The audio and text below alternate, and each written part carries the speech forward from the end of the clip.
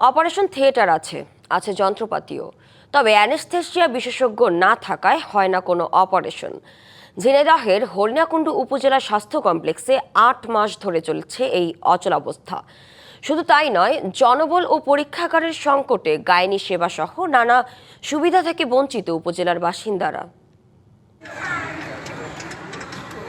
ঝিনাইদহের হরিণাকুণ্ডু উপজেলা স্বাস্থ্য কমপ্লেক্স প্রায় ৮ মাস ধরে খোলে না হাসপাতালের অপারেশন থিয়েটারের দরজা। সার্জারি বিশেষজ্ঞ এবং প্রয়োজনীয় যন্ত্রপাতি থাকলেও শুধু অ্যানেস্থেসিয়া বিশেষজ্ঞের অভাবে এই অচল অবস্থা।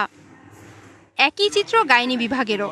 জনবল সংকট ও আধুনিক পরীক্ষাগারের অভাবে মিলছে না প্রয়োজনীয় সেবা। উপজেলার স্বাস্থ্যসেবার অন্যতম প্রধান ভরসা এই হাসপাতালে ৪১ জন চিকিৎসকের পদ আছে, তবে এখন কর্মরত মাত্র ১৫ জন। আছে নার্স ও অন্যান্য জনবলের সংকটও। সিজার সমস্ত অপারেশনগুলো এখানে হতো, কিন্তু উনি না এক অজ্ঞানের ডাক্তার না থাকাতে কোনো সব অপারেশনই বন্ধ। সিজার ওদের তো সিজার করাই লাগবে, যখনই শোনে যে অজ্ঞানের ডাক্তার নেই ওরা চলে। প্রতিদিন হাসপাতালটিতে গড়ে ৫০০ রোগী সেবা নিতে এলেও এসব কারণে অধিকাংশ ফেরত যান খালি হাতে। বাধ্য হন বাড়তি অর্থ ব্যয়ে বেসরকারি হাসপাতাল থেকে সেবা নিতে। নগদ নিয়ে এলো হার না মানা হার অফার। সর্বনিম্ন ১০,০০০ টাকা রেমিটেন্স নগদে পাঠালে থাকছে স্বর্ণের হার জেতার সুযোগ।